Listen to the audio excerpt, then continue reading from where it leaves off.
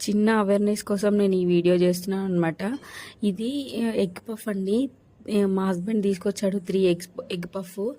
Already ఒక egg puff చూడకుండా తినేసాడనమాట. తర్వాత 2 ఉన్నాయి. నేను ఓపెన్ చేసి ఓకే తిను అంటే నేను ఓపెన్ చేశాను. చూసారు కదా ఎంత గలీజ్‌గా ఉందో. 4, 5 డేస్‌ది మనకి ఇచ్చారు.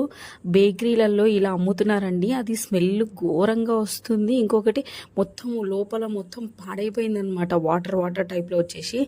చూసారా ఇలాంటివి నడుస్తున్నాయి బయట. అందరు ఇంట్లో వండుకొని తినడమే బెటర్ అండి.